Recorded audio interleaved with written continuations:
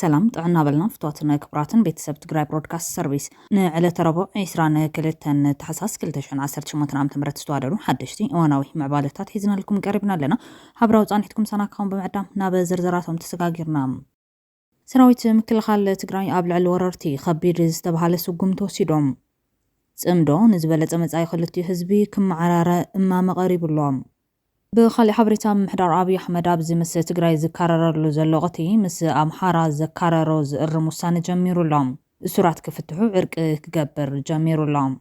بخالي وجنا يتجيتات شورا داغوغي زربان وزحت قطعم سواء شدشن ميتاوي بيسنا 4 ميتاوي زبل قطري مستاب قربوان بكمشن مزنعت جنوسايد زوت زبزاب فتيمو زصابا مخانو ارغاغيصنا لنا تيارت بيتنا بركانت تيارت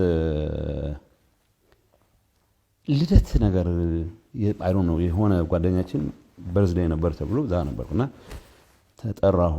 ወደ ቤት መግባት አለበት ምናምን ተባልኩ ባስቸኳይ ወደ ቤት መግባት አለበት ብሎ ዓለም ደወለልኝ እዛ ቤት መጥቶ አይ አንዳንድ እንቅስቃሴዎች ስላሉ ቤት ብትሆኑ ይችላል ሰው እኔና ጌታቸው ምንም ክሉ አልነበረም ጌታቸው አሰፋም አያውቅም ማለት ሶ ቤት እኔና እሱ ያው ወደና ያለን ተኩስ ተጀመረ ማለት ነው ሶ የነበርኩበት ቦታ ካንድ ልደት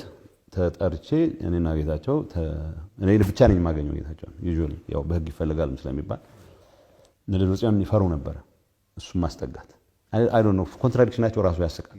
ቢሮ እንዳይመጣ ስብሰባ እንዳይገኝ ፌደራል አስረክብ ይለኛል ይላል ግን ብዙም አይወደውም እንዲሳተፍ ማይፈልግ ነበር ለማንኛውም እኔ እሱንም ጠራው ቤታችን ተቀምጠን ያለ ያው ተወስተነሰ ደረስት አዘይ ሳይሲስት ሪዝን አልነገሩም ቤት ግባ በጊዜ ግባ አንዳንድ እንቅስቃሴዎች ስላሉ ዛሬ ተወልክ ገባው ሶ ኢንፌክት ባለመግባቴ ኋላ ታደሰ ነው እንዳው ሲስታርጉ ሴንትራል ኮማንድ ውስጥ መግባት አለበት ምክንያቱም ያወጡት መግለጫ አስቂ ነው መከላከያና ሰሜን ዝናኛ ሆነን የሆነ ነገር አድርገን ነው የሚለው እኔ በሆነ ሱናል ስተት አልፈጽም ነበር ትንሽ አትሊስት palatable ሆነ ሰው የሚገዛው ስቶሪ ሰራ ነበር ማለት ትንሽ ሪሌቲቭሊ ከኮሙኒኬሽን ጋር ቀራረባ ነው ሪሌቲቭሊ አሜሪካ አውድ ሁራት ሀገራት ሀገርነት ሶማሊላንድ ደግፋላም በኻሊ ወገን ድማ ህብራት ኢማራት አረብ ካሊ ሀገር ተዋልድ ከምዝላ ይስማዓሎም مولاد نايزا خالي حداش هاجر أمانغو سعود عربن حبرات إمارات عربن قجت فتيرو له نزعتو من كالو تقدست معبالتاتن تقراي برودكاست سيرفيسز ساعات ككافلوكم يو مسانات زنحوم بقدامنت من محدار أبي أحمد أبز مستقراي زكارر لزلوغتي مسام حرا زكاررك زئر مسانة جميرو لهم السرات كفتحو عرق كقبرون جميرهم نوخينات تقراي بمقوام زفلتو كان بعد جوار محمدن بقالا قربان زركبوهم أستربعت السرات دقورا منتقارون كام أسرتي بملقا مستم أبوان كينات تقراي أو قونو زنورو ليك أنا محرانا وقجت زمرحم محدار أبي أحمد أبز مستقراي زكارر لزلوغتي نزي زئر مساني يوسد مهلاو تقليتهم أبي أحمد نايت جوار محمدن أتو بقالا قربان زركبوهم استربعت دقورمو أسيرو بانصارو ليقان أمحران بمول عغمم ملافنتهم زخونه منقست يرترا بمول عغم حيزو كينات قبل على تقراي كم زاوجي يرسعن بالحرزي وكل تشن استربعت عام تمرت مستقراي لزبن مقبار صارت تابز قبرلو زنبرواتي اي تسبحات نقاه قبل تقراي نخلامتهم كينات تقراي استقامو عسرت عدم مهوراتن بوليتيكينياتاتن اورمو كما عسرت بمفتاح مسبعال اندارغاچو ጽጌ እታ ፕሬዝዳንት ኢትዮጵያ ዝነበረት ሳልወርቅ ዘውዴ ምስገዱ አንዳርጋቸውን ካልኦትን ተጋጩ በበሓደ ስልጣን ክለቁ ከም ዝኻሉ አይርሳን ድሕሪ ስምዕ ፕሪቶሪያ ድማ ነገር ከሪሩ ናብ ብረታዊ ግጭት ከም ዛተው ዝፍለጥ እንትኸውን በዚ ምክንያት ብዙሓት ፖለቲከኛታትን ጋዜጠኛታትን ኣምሓራ ዝተኣሰሩ ኮይኖም ሕዚ ዳግም ምስ ትግራይ ዝካረረሉ ዘሎ ምሕደር ኣብይ መሊሱ ልክዕ ከምቲ ኣባን ኩናት ትግራይ ዝገበሮም ነቶም ዝኣሰሮም ብምሕረት ክለቆም ምዃኑ ይንገረሎም ብመሰረት እዚ ድማ ዞም ቅድሚ 2 ዓመት ዝተኣሰሩ ልሂቃን ኣምሓራ መንግስቲ ኢትዮጵያ ብይቅርታ ከም ዝሰዶም ተሓቢሮም ካብኣቶም ኣብ ቀዳማይ ዙር ዝፍትሑ ድማ ኣይተ ክርስቲያን ታደለ ኣይተ ዮሃንስ ቦያሎ ጋዜጠኛ ዳዊት በጋሻው ረዳት ፕሮፌሰር ሲሳይ አውግቼው ዶክተር ቴድሮስ ኃይለማርያም ዶክተር ወንዶሰን አሰፋ መስከረም አበራ ዶክተር ጫኔ ከበደና ዶክተር ካሳ ተሻገር ዝተባሃሉ ይርከብዎም ምስዑ ጥቃት ፋኖ ዕርቂ ይገብር ከም ዘለውን ዝፍለጥ እዩ እዚ ምዕባለ ፍሉይ ኣቃልቦ ዝሓትት ምዃኑ ድማ ይእመነሎም بخال حبرت أمريكا ودحورات هاجرات هاجرنت سوماليلاند دقيفام بخال حبرت حبرات إمارات عرب كالي هاجر توالد كم زل يسمع لهم مولاد نيزا خالي تحداش هاجر أمون سعود عرب حبرات إمارات عرب قد تفتيروا لهم أبسمون إسرائيل نسوماليلاند كم ناتان ولالاويتن هاجر أفلت مهاب موسى نسيبو أخيبات سوع بايتو زاد حبرات هاجرات نبعزيز تماغل جوجل وردو حيال هاجر أمريكا ناتان سوماليلاند كم زيت قام أفلت ألام بايتو زاد دحورات هاجرات بزعوا إسرائيل نسوماليلاند ذهبت أفلت عملكيتو زوعو هتوز أخيبا أمريكا تعامو كم زي بلاك تقلت كلام عست ربعت هاجرات عبالات بيت مغرب بايتو زتاقنا ناي تعامو دمتسيبا ملو يخون بر أمريكان إسرائيل ناو قداي سوماليلاند زتنا بس راح يسرحا كم زلو أيو تنتزيرو زلام إذا خياكل جن دوبيا منون كزالت لالاوي تهاجر كوينا بإسرائيل أفلتو كم تركب دبلوماتيك من جتات يحبرو لهم كالي حداش هاجر نايمو ولاد سرح بحبرات إمارات عرب زفتزام زلو خينا بز استوادعت سعود عرب دما نزب مقوام مدقات عير فتزم الله سعود عرب زوسدتو بوغان إيرترا زلو دقفتا زوازستين نايو كبلو زقلت ومدقاتي قبل عليه انطالست هاجرنت مخانم استنقر لهم عطوات يمن تحجز نبرت مركب إمارات عرب زيت تفزم يوم بمسارات زبزوات زتفلالة مع خناتين عالمنا بسعود عرب زمرح لفنتي أبرسي كاب حبرات إمارات عرب توقيسو أب ودب مكالا يمن زوبا حادرا موت دوبو يمن زراقف زنورات وارن كافلاي درات مخاينن ناير مدقات بموساد دمساتو لام اتستراقفات وارن درات مخاينن وانتو نايتن دوبو يمن حيزو هاجر كخون زنقصاص زلو بحبرات إمارات عرب زرقف بيت مخري دوبا مسقاقر استسميم ودباويت كتم عدن ما خل جيرو ندباو كفالي من طقات يرزلو حيليوم أبز غرباوان دما نابزو حادرا موت بمقصاص أبرس منقس يمن بسعود عرب زرقف حيلي منقصاص بمكيارو نسمى زريادن أبدابن ناوت ريزاتو خونت كوين يوم هزد ما سعود عرب إمارات كابزن هاجرنت انقصاص عطو مدقاف كتقدب كتزوع كوان تزنحت إمارات قنا نزنا يدو حيلي نابزو حادرا موت كانقصاص كتعطو دحر مفتانا سعود عرب دما ازنا يدرون مدقعتي وسيدالام بزي كازي سعودي إن إمارات كاب يمن أو 24 ساعات سراويتا كتسحب من برح حليفة كاب إمارات عرب دما من لا شرخي ولا كم حقاو من قست يمن زفلت نمبزحتيو ناي ندادن غازن كبابتا سميني من طقات يرزلو حيل دما مس إمارات زنبرو ناي حبراو مكل خال وعلب مسراز إمارات مريت بحرن كل أيرن هاجرو كيتقام مدنقاتا محلالفو يوم إز معوالتات زخصت زلو دحرتي إسرائيل نسوماليلاند أفلتو محابان نحيلتات دوب يمن ون بتماسالي أفلتو كمتب دحر متم بحانيوم ندوب يمن هاجر نمقوار استعادقت حبرات إمارات عرب جن تدقف كم تغزلات حنا زلام مرايا نايز دما بسعود عرب زمرح نايت امرت حيلي أب ودب مكالا دوب يمن ناير مدقعت دحر مكادو دحر حيدة ساعات حبرات إمارات عرب سراويتها توتس كم زلا ريترز يتزبزبهم بدحر هزوز موزا سراويت زبل حتويو تزعبي قدا كوينو زلا سعود عرب حيلتات يونايتد عرب إمريت أو 24 ساعات كابت هاجر مالتون كابي من كوتو أتنقع من باراز ذكر كوينو زترف حيلتات كابي من توتس كم زلا محبير لام منستر مكل خال حبرات إمارات عرب كم زقالاتو دحري أب عام تخلتشن عسرت تشعتن أب تاجر تاريفن زنبرا أنكو حيلتات زغنا أهدوتات تواقعتي قبر شبران تلوخان بفقادينت كم زازما قالت علام توساند متصد حرتي أب زغرباوان سترايو معوالتات سيعبو استقبرا نخل زحافة قم مخانو تكال زينا من قصة هاجر وام نمجلت منستر بمدقات تبولام كم زفلت سعود عربن يونايتد عرب إمريتن أب كلتا بوليتيكا وجافات زركا وخينان أب دحريتن دما استفلالي هاجراتا سلفن زنقصاصا زلو هاجراتين بفلاي دما أب زغطنا كم إيرتران سودان زبلا أو قلن سعود عرب كم بعد إثيوبيا زبلا دما أو قلن يونايتد عرب إمريت تسلفن زلوا نايزغطنا هاجراتين نايزوان علامات إمارات أب الصوماليا ودب بوساسون كفالات صومالي لندن أب السودان كتماني على أب إثيوبيان كالكوابتاتن برتيعو لهم أب صومالي لاند ستول عرجت ناتنت نابدو يمن كم الرح جميرو لهم يمن كم تعب تحت بعضها من جزات إنجليزين طاليان زنبرو أو هيدا زحزت معادشام أب تحت إنجليزين أوتومان تركن زنبرو جزاتات زحزت هاجريان ريبابليك يمن أب شحن شعتميتن سان شعتن كبعضها من جزات إنجليز نتأزو وزن رسا كتمو إيدان زقابرة دوباو يمن بزول زفلت كمون كبعدو مجزاتي أوتومان تركي أبش حنشاتميتن عسرت شمونتن نتأوتيو ماخلو سنع زقابرة سامين يمنن بموحاد زتفترت عديام دبوب يمن لك عامتهم أبتحتي بعدها مجزات إنجليز نبرو سومالي لاندوان معرباوي بحال استلابس عديهم سميني من دما عرباونت استلابس بسعود عرب زوار كوينو كم حقاو من قستي من زفلتن مبزحتو ناين دادن غازن كوابتات سميني يمن تغات إرزو لحيليوم كموتسيتون وطر يمن معخول زقبر هاقرات سعود عربن حبرات إماراتن فخام النابلة ناب أوج كل هاقرات عرب ناخونه زمت زول يمثل أبزيت بتعمل قرم دما أفلتو هاقرنت سومالي لاندن دبوب يمن مالتون علاون تخوينو ትግራይ ነጻነት ትገብሮ ጻዕሪ ዘቀላጥፍ ጸጥታ ዘዋቀርን አፍሪካን ቀይሕ ባሕርን ንምውሓስ ብምዕራባውያን ተመራጺት ሃገር ዝገብር ዕድላት ሒዝላ ይመጽእ ምህላውዮም እቲ ጸጥታ ቀርን አፍሪካ ኢሉውን ዞባ ቀይሕ ባሕሪ ከውሕዝ ዝኽእል ብሕታዊ ሓይሊ ክኾን ጫፍ በጺሑ ዝነበረ ሰራዊት ትግራይ TDF ድማ ብሰንኪ ድኹም መሪሕነት ፖለቲካ ዋላ እኳ ናብ ዘየድል ኣንፈት እንተበለ ትዕድል ከም ዘይቃመን ብህድኣትን ምስትውዓልን ክረአ ዝግብኦ ዕድል እዩ ዝመጽእ ዘሎ ኣብዚ ዝገርም ነገር ድማ ኢትዮጵያን ህንድን ንሶማሊላንድ ኣፍልጦ ንምሃብ ምዝርራብን ዘመልክት ሓበሬታ ይወጽእ ምህላው እዩ ሓንቲ ሓላፊት ናይ ሓዳሽ ሃገር ሶማሊላንድ ብወገና ዜጋታት ግዛት እንግሊዝ ዝነበረት ሶማሊላንድ ህዝቢ ሶማሊላንድ ምርጩ ገይሩ ኣሎ ክብል ብታሕጓስ ገሊጻላ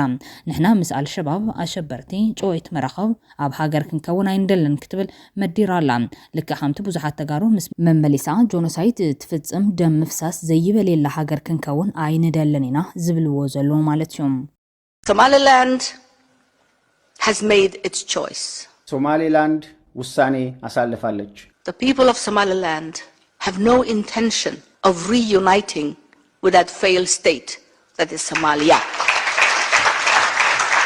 የሶማሊላንድ ህዝብ ከዛች ከወደቀች የሶማሊያ መንግስት የመዋሃድ ዓላማ የለውም Who in their right minds would want to unite with Al-Shabaab? ማን ነው በጤነኛ አእምሮ ከአልሸባብ ጋር መዋሃድ የሚፈልገው Who in their right minds would want to unite with pirates, with terrorists, with warlords? ማን ነው በጤነኛ አእምሮ ከመርከብ አጋቾች ከሽብርተኞች ከጎበዝ አለቆች መዋሃድ የሚፈልገው It cannot happen. It will not happen. It must not happen. መሆን የለበትም አይሆንምም ማስቆም አለብን Because that would be a loss to the international community. ምክንያቱም ሶማሊላንድ ከሶማሊያ ጋር ተዋሃደች ማለት ለዓለም አቀፉ ማህበረሰብ ኪሳራ ስለሚሆን Somaliland can be a positive partner for freedom-loving people and democratic people of this world. ሶማሊላንድ ሰላም ፍትህና ዲሞክራሲ ለሚሹ የዓለም ህዝቦች ሁሉ መልካም አጋር ትሆናለች We have shown you what we can do with very little. በትንሽ አቅማችን ምን ያህል ማሳካት እንደምንችል አሳይተናል የኛ ቀመር ይሰራል Our system works. You're spending billions of dollars of good taxpayers' money on Somalia. But do you realize that it's not going to work? Not because you have not tried, but because the people of Somalia do not want it to work. You cannot match the industry of terrorism that they have. የዓለም አቀፉ ማህበረሰብ በቢሊዮን የሚቆጠር ዶላር ሶማሊያ ላይ አፍሷል ጠብ የሚል ነገር ግን የለም አልሰራም ስላልሞከራችሁ አይደለም ማህበረሰቡ ሽብርተኝነትን ማውገዝ ስለማይፈልግ ነው በሶማሊያ የሚመረተው የሽብርተኛ ብዛት በፋብሪካ ደረጃም የሚቻል አይደለም Give Somaliland a chance. Invite Somaliland as a partner. Give the dignity and the recognition that the people of Somaliland deserve. And you will see what Somalilanders can do. የዓለም አቀፉ ማህበረሰብ ለሶማሊላንድ እድል ይስጥ እንደ ወዳጅና አጋሪ ጋብዘን የሚገባንን ክብርና ዕውቅና የሚሰጠን ሶማሊላንድ ምን ማድረግ እንደምትችል እናሳያቸዋለን They have a track record of 21 years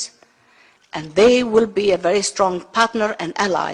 in bringing peace and stability. ላለፉት 21 ዓመታት የሰራነው ስራ ይመስክር የዓለም አቀፉ ማህበረሰብ በቀጠናው መረጋጋትንና ሰላምን ለማምጣት ሶማሊላንድ ጠንካራና ወሳኝ አጋር ሆና ትቀጥላለች እዛ ሶማሊላንዳዊት ሓላፊት ከምዚ ዓይነት ርእሰ ምትእማን ክትዛረብ ዝኽኣለት ትግራይ ካብ ሶማሊላንድ ክትወስዶ ዝግባእ ግዙፍ ትምህርቲ ተጎዝጉዛያ ብኸምዚ ብኹርዓት ትዛረብ ዘላ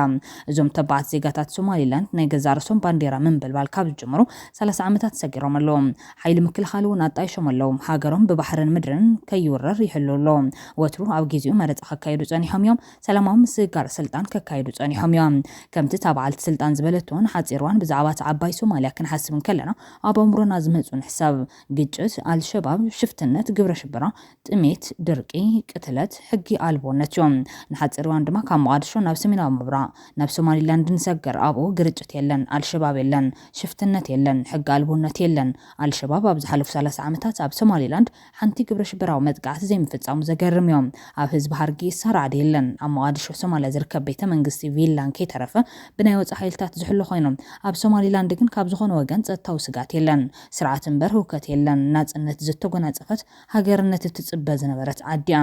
ኣብ ግዜ ባዕዳዊ ምግዛት መቃድሾ ሶማልያ ኣብ ትሕቲ ጣልያን ክኸውን ከሎ ሶማሊላንድ ድማ ኣብ ትሕቲ እንግሊዝ ነይራ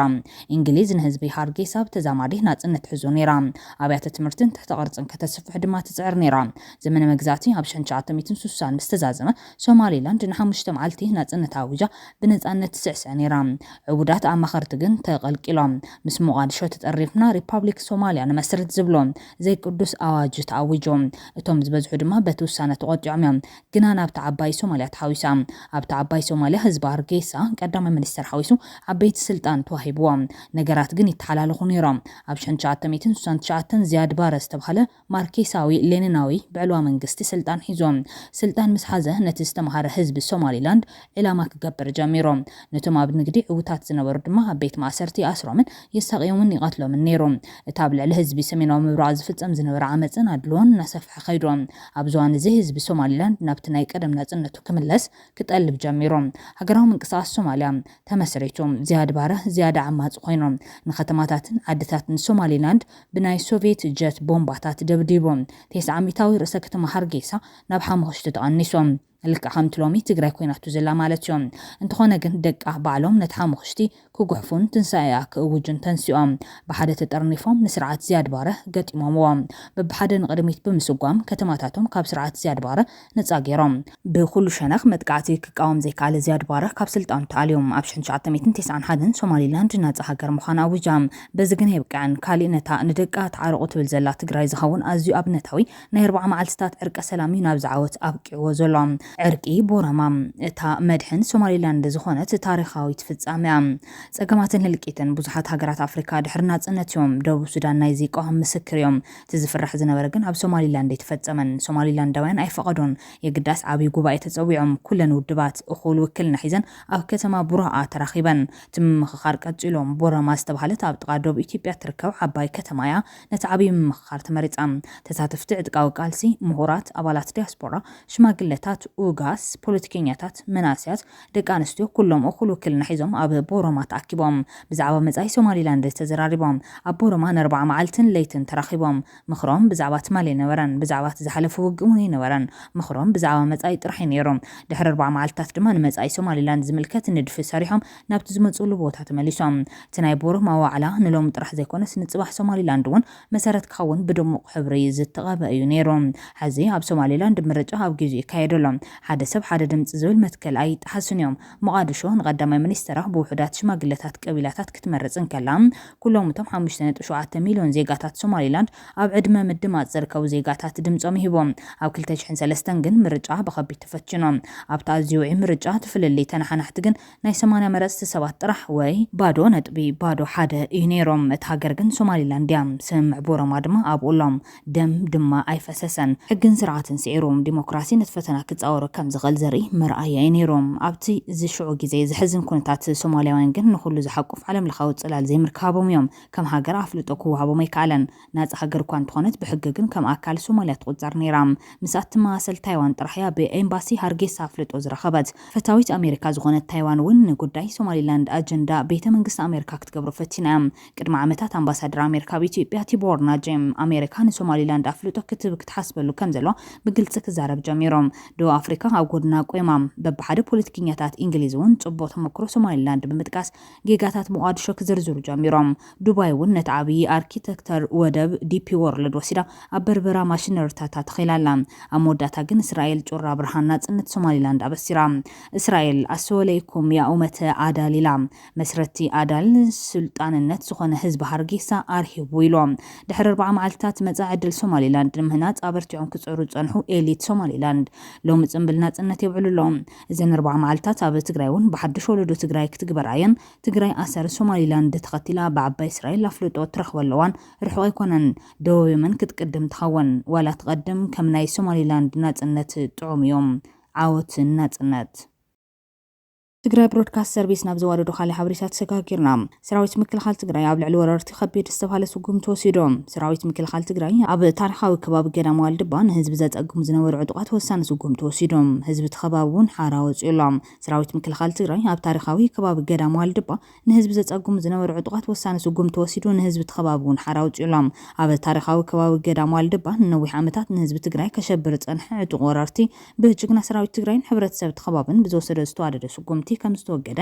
ተገሊጹሎም እዚ ዕጡቕ ሓይሊ ትግራይ ተዳኺማ ብብዙሓት ጸላት ተኸቢባ ኣብ እዋን ጸገምን መከራንን ሓለፈትን ከላ ብዙሕ ግፍዕታት ፈጺሞም ብጅምላ ሰባት ቀቲሉ ብዙሓት ጨውዩ ደቂ ኣንስትዮ ዓሚጹ ንጥሪት ህዝቢ ብጅምላ ወሲዱ ብሓፈሻ ድማ ነቲ ህዝቢ ካብ ማሕበራዊ ክብርታቱን ዓድታቱን ኣመዛቢሉ እዮም ንስቃይ ህዝቢ ብትዕግስቲ ክዕዘብ ጸንሐ ሰራዊት ትግራይ ትጸገም ብሰላም ክፍታሕ ዝብል ጽኑዕ እምነት እኳ እንተነበሮ ነገራት እናገደደ ይኸይድ ስለ ዝነበረ ሽርሕ መንግስቲ ፌደራል በብእዋኑ እናገደደ ይኸይድ ስለ ዝነበረ ናይ ገዛ ርእሱ ስጉምቲ ክወስድ ተገዲዶም በዚ መንገዲ እዚ ንህዝቢ ተኸባቢ ከይወፅን ከይኣቱን ዝገብር ዝነበረ ዘይሕጋዊ ዕጡቕ ወራሪ ብሰራዊት ትግራይ 17 ስጉም ተወሲድዎ ካብቲ ከባቢ ተወጊዱሎም እዚ ብሽም ሃይማኖት ሽቅጥ ዕጡቕ ጉጅለ ነቲ ገዳም ከም ዕርዲ ካብ ዝጥቀመሉ ዓመታት ተቆፂሩ ብዙሕ ግፍዕታት ክፍጽም ጸኒሕዮም ሰላ ጻዕሪ ሰራዊት ትግራይ ግን ሕዚ ተኸባቢ ሓራ ወፂኡ ኣድላይ ስራሕ ይስራሕ ከም ዘሎ ክንፈልጥ ክኢልና ኣለና ብኻልእ ወገን ኣብ ትሕቲ ቁፅሪ ወረርቲ ዝርከብ ዝተረፈ ምዕራብ ትግራይ እውን ሓራ ናይ ምውፃእ ስራሕ ብዝተኻለ ብሰላማዊ መንገዲ ከም ዝቐጸለን ተመዛበልቲ ናብ ዓድታቶም ናይ ምምላስ ስራሕ ብዕቱብ ከም ዝቐጸለን ትጽቢት ይግበር ብኻልእ ወገን ጽምዶ ንዝበለጸ መጻኢ ክልቲኡ ህዝቢ ክመዓራር እማም ቀሪቦም ጽምዶ ንዝበለጸ መጻኢ ክልቲኡ ህዝቢ ክመዓራር ተሓቲቱሎም ትግራይ ብሮድካስት ቅድሚ ጽምዶ ምጅማሩ ሕወሓትን ህግደፍን ጥዑይ ዝምድና ጀሚሮም ንክልቲኡ ህዝቢ ብምቅርራብ ሓበራዊ ጸጋታቱ ክጥቀም ሓደጋታቱ ብሓባር ክከላኸል ብዝኽእል መልክዑ ክሰርሑ ብርእሲ አንቀጽ ደረጃ ብተደጋጋሚ ጻውዒት ይቐርብ ምንባሩ ኣይርሳዕን ድሒሩ ጽምዶ ዝብል ምዕባለ ምምጹ ብጽቡቕ ጎኒ ዝረአ እኳ እንተኾነ ኣንፈቱ ግን ነቲ ሓደን ሓያልን ዝኾነ ህዝቢ ትግራይ ሓድነቱ ንምልዕላዕ ነታ ግዳይ ጆኖሳይድ ዝኾነ ትግራይ ድማ ካሊእ ኩናት ዝዕድም ከምኡውን ተጻመድቲ ኣካላት ጎይታን ጊላን ዝዓይነቱ ርክብ ዘለዎም ልክዕ ከምቲ ናብ ብልጽግና ዝኣትዉ ከም በዓል ኣይተ ጌታቸው ረዳ ዝበሉ ተጋሩ ገብን ብልጽግና ንምሕሳስ መንግስቲ ኤርትራ ዝኸስዎም ኣብ ጽምዶ ዘለዉ ኣካላት እውን ተመሳሳሊ ተግባር ብምፍጻሞም ትግራይ ብሮድካስት ነዚ ከም ዝኣምሰለ ተግባር ብምቃወም ርክብ ህዝቢ ምስ ህዝቢ ዘድሃቡ ዛዕባታት ክሰርሕ ከም ዝጸንሐ ዝፍለጥ ኮይኖም እዞም ትካልና ከልዕሎም ዝጸንሐ ስክፍታታት ሓቂ ምዃኖም ዘረጋገጸ ኣክቲቪስት ብርሃነ ገብረ ጊዮርጊስ እውን ድሕሪ ጽምዶ 12 ብወገን ትግራይ ጽምዶና ቢዝነስ ተቐይሩ እዮም ንኣብነት ብሻዕብያ መኻይን ዝተወሰደኩም ታርገን ኣምፂኹም ክንዲ ዝቕርሺ ክፈሉ ከነምፀልኩም ብተወሳኺ ኣብ ኤርትራ ቤተሰብ ዘለኩም ካብ 20,000 ክሳብ 30,000 ክፈሉሞ ምስ ቤተሰብኩም ከነራኽበኩም ዝብሉ ተግባራት ተጀሚሮም ዝብሉን ካልኦትን ከም ዘሎ ብምግላጽ እዚኣቶም ክረሙን ጽምዶ ክመዓራረን ብርሃነ ልፍዓተይ ሓቲቱሎም ህዝብታት ብፍላይ ኣብቲ ዶብ ዝነብር ህዝቢ ምትእማን ፈጢሩ እዩ ኣብ ዶብ ዝነብር ሰራዊት ኤርትራን ሰራዊት ትግራይን ኣብ ሓንቲ ሩባ ማይ ክቐድሕ ክዳኑ ክሓፅብ ኣኽኢሉ ካብ ስግኣት ቀጠና እውን ወፃኢ ኮይኑ እዩ ብሓፈሻ ከባቢ 9 ኪሎ ሜትሮ ንውሓት ዘለዎ መዳውብቲ ኤርትራን ትግራይን ጽምዶ ተሰሪሑ ናብ ኤርትራ 50 ኪሎ ሜትሮ ናብ ትግራይ እውን 50 ኪሎ ሜትሮ ንውሓት ዘለዎ ህዝቢ ተራኺበሎ ማለት እዩ ብዘጋብ ኸይዲ ክሳብ ጽምዶ 12 ብፍላይ ከዓ ክሳብ ናይ ኣድያቦ ናይ ባድመ ጽምዶ ማለት እዩ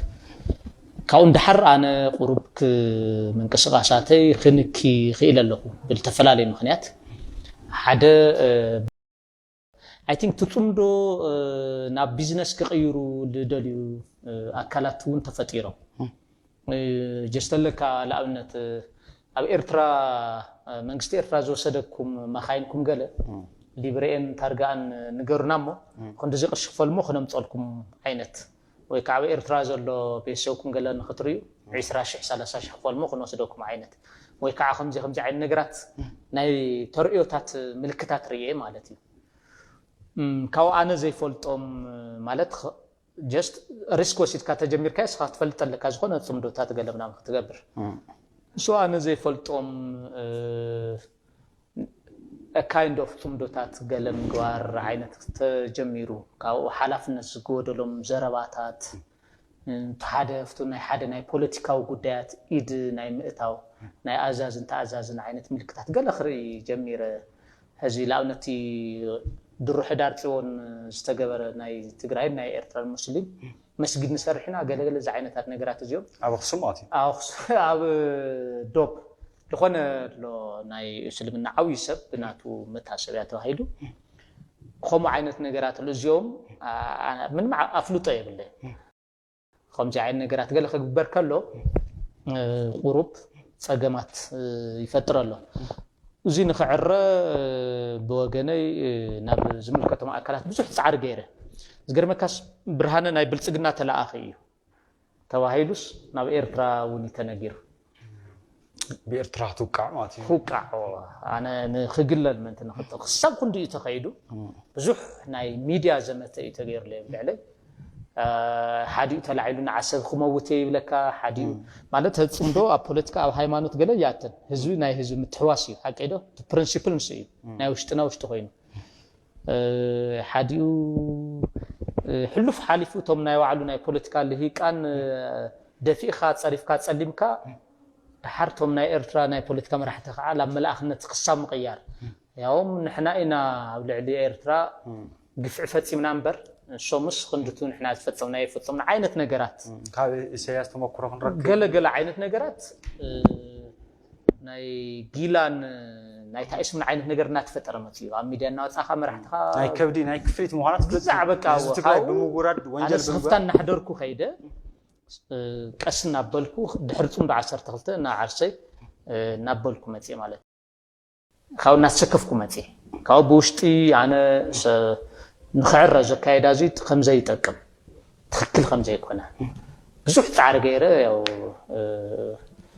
سما خصاب حزي خصاب الساعة زي سمع ممكن ولا زيون فجمات تفتيرو تطمدو حزون كغتصل على زخنا سوق تشوي يقل لا هزو سريتي already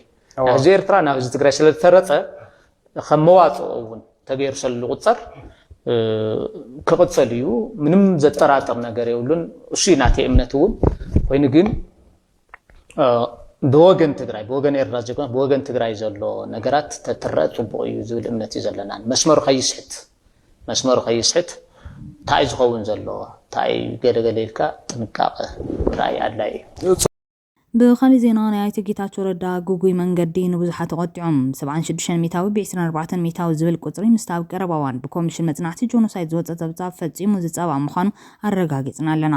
በዚህ ተቆጥዖ ገናቱን ተስተቀሰ ቁጥሪ ሓሶትዩ እዝን ዓርሱ ኺሉ ዓብይ ገበኒ ማዕጸልታት ኣብ ትግራይ ዝተፈጸመ ገበን ጽንተት ንኸይፍለጥ ዝተግበረ ወፍሪ ክብሉ ኮኒኖም ወሎም ኮሚሽን መጽናዕቲ ጆኖሳይድ ትግራይ ኣብ ወርሒ ጥቅምቲ ነታ ኣብ ትግራይ ኣብ ልዕሊ ደቂ ኣንስትዮ ዝተፈጸመ ገበን ጽንታዊ መጥቃዕቲ ኣመልኪቱ ዝሕተሞም ኣብ ልዕሊ 4,000 ደቂ ኣንስትዮ ዝገበሩ ሓደ መጽናዕቲ ገበነኛታት ከም ዝዕብይበል እቲ መጥቃዕቲ ብሓይልታት ምክልኻል ኤርትራ 55.3 ሚታዊ ከም ዝተፈጸመ ዝገልጽ እንትኸውን 35.78 ሚታዊ ብሰራዊት ኢትዮጵያ 5.75 ሚታዊ ብሓይልታት ኣምሓራ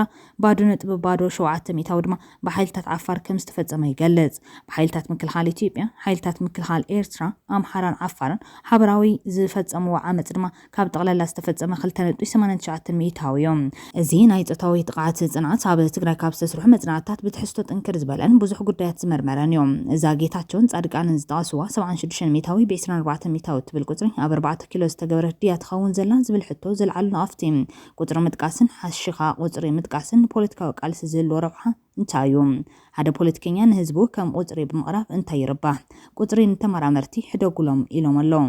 አይተ ጌታቸው ሐቁ ዝተባለሎም ነጥብታት ድማ ሻዕብያ መሳብይ ተባይስ ዘሎ ንምንታይ ንህዝብ ትግራይ ሓቢርና ዘይጥፋና ይብዝብልዮም ዕጡቃት ፋኖን ጽንፈኛታት ዓድም ሓራን መሳብይ ዋጉ ዘለው ንምንታይ ኩሉ ርስቲ ታሪኽን ሃፍትን ትግራይ ከይወረርናን ከዕነናን ታሪካ ብዝብልዩ ዝብሉ ምዃኖም ተገሊጹሎም መንግስት ብልጽግና ድማ ሓደ ክጠፍ ወይ ክሓዊ ይብሉን ኩላትኩም ይኹም ክጠፉ ዘለኩም ንስልጣነይ ስለዘስጉኒ ኩልኩም ነንባዕልኩም ብስልጣን ብሃፍትን መሪሕነትን ዘባልዕኩም እንታይ ዝኽስር አለን ኢሉ ዝብል ቅዋም ከም ዝሓዘ ዝተገለጽ እንትኸውን መራሕቲ ሕወሓት ድማ ኣነ የዝሕሸካ እናበሉ ንስልጣኖምን ሃፍቶምን ከድሕኑ ሃልዋት ህዝብን ትርጉም መስዋዕትን ዕሽሎም ይሕሽክሩ ኣለው ዝብል ወቀሴታ ቀሪቡሎም ኣብዚ ቃለ መሕተት ግን ጌታቸው ረዳ አንጻር ሕወሓት ጥራሕ ዘይኮነስ አንጻር ብሔራዊ ረብሓ ትግራይን ዝገበሮ መኸተኒ ጠጠው ኢሉ ከም ዝርከብ ይዝገልጽ ኣብይን ብልጽግናን ካብ ተሓታትነት ጆኖሳይድ ከምልጥ ገበን ኣብይን መንግስት ኢትዮጵያን ይድምስስ ይኽሕደሎም ንኣብይን ብልጽግናን ካብ ተሓታትነት ጆኖሳይድ ከምልጥ ገበን ኣብይን መንግስት ኢትዮጵያን ይድምስስ ይኽሕደሎም ኣብቲ ዋን ኩናት ብልጽግና ብሕሶት ኣብ ልዕሊ ትግራይ ዝብሎም ዝነበሩ ፕሮፓጋንዳታት ተቐቢሉ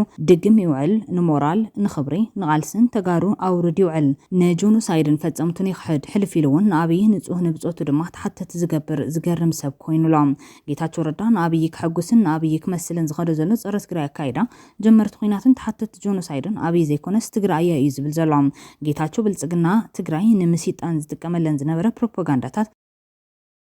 ምስ መሳርሕቱ መራሕቲ ሕወሓት ክተላለኽን ዘዋረደ መሲልዎ ንህዝቡን ንባዕሉን ኣውርድ ይውዕል ሕማቕ መራሕቲ ሕወሓት ምቋም ምቅላዕ ጸገም ኣይመሃለዎን ንሱ እውን ንህዝቢ ትግራይ ክነግሮ እምበር ንጆኖሳይደራት መራሕቲ ብልጽግና ክሕጉስን ፕሮፓጋንዳ ክሰርሐሉን ኢሉ ኣብ ሚድያኦም ብቋንቋም ክደጋግመሎም ኣይምተገብእን ዝብል ተርር ተቃውሞ እዩ ገጢሞ ዘሎም ክቡራትን ክቡራናን ከም ርእይቶኹም እንታይ እዩ ኣካፍሉና ምክንያቱም አፈራረሱም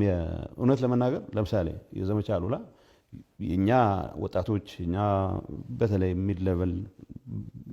ኦፊሰርስ ጥንካሬ እንደተጠበቀ ሆኖ የመከላከያም ሲሪየስ ድክመት ነበረበት ሶ እንደዚህ አይነት ሁኔታ ለምሳሌ እኛ በየጠበቅናቸው 2 ክፍለ ጦሮች ነበሩ ግን ወደ 8 9 ክፍለ ጦር አካባቢ ስብሎ አንዲት ቀጭን ቦታ ላይ ያገኛል ተጠባብ ቦታ ነው ሶሱ በሌላ ውትድርና ወንስንተነትን የምናነሳው ሆኖ እንደዚህ አይነት ኢሉዥን ግን ነበረ እውነት ለመናገር አስመራን መያዝ ይቻል ነበር ዝም ብለን ያኛው ገተን ብንዋጋ ምክንያቱም የኤርትራ ሰራዊት ፕሬቶሪያን ጋርድ ማለት ነው ፕሬቶሪያን ጋርድ ማለት የፕሬዝዳንቱ ደህንነት ጠባቂ ነው ሌላ ርካሽ ኃይል ካላገኘ በስተቀር ሩቅ ቦታ መዋጋት አይችልም ርካሽ ኃይል ሊኖረው ይገባል የሚሰዋው ካኖን ፎደር የሚሆንለት የጥይት ቀለብ የሚሆንለት መኖር መቻል አለበት እሱን ካልያዘ ራሱን ችሎ ሩቅ ሊዋጋ አይችልም ሶ የነበረን ካልኩሌሽን ምንድነው አይ በዛን ሰዓት ሉክ አንድ ሰው ማወቅ ያለበት ሲሸልስ ተገናኝተናል ከዛ በኋላ ጅቡቲ ሁለቴ እኔ እንኳን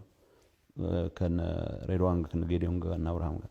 ብዙ ምናደርጋቸው ይቶች ነበር አጓጊዎች ነበሩ እውነት ለመናገር መሰራት የነበረባቸው መደረግ የነበረባቸው እኛ ስኳንደር ያደርግናቸው ሶ አሁኑኑ ነው የሚለው ልክ እንደ ህፃን ልጅ አውደ ዓመት ልብስ ተገዝቷል ካለ አሁኑ ካለበስኩት እንደሚለው በቃ መንግስት መጣል አሁኑ ነው ብሎ ኢንሲስት አደረገ ሊደርሺፑ አስቂ ነው ሶ ፎከስ ብናደርግ አሁን ምንድነው ስጋት የነበረው አይ ፌደራል መንግስት ከኋላ ይወጋናል እኛ ኤርትራ ምናደርጋለሁ ለምን ይወጋል ክርክር ነበር አይወጋንም ምክንያቱም እንደ ማረጋገጫ ይሰጡ ነበር ነው ወዛ ጉዳይ ላይ መግባት አንፈልግም በኤርትራ ጉዳይ ላይ አብረን መስራት ከቻል አብረን እንስራ የሚሉ ጥያቄዎች እነሱ ነበር እንጂ ይሄ ሶ whatever እዛ ካልኩሌሽን ውስጥ እኔ የተለየ ሐሳብ ስለነበረኝ ምናምን በሚል ልገልጸው ፈልጌ አይደለም ግን እንትኑ ነበር ሂብሪስ ነበር በቃ ማድረግ እንችላለን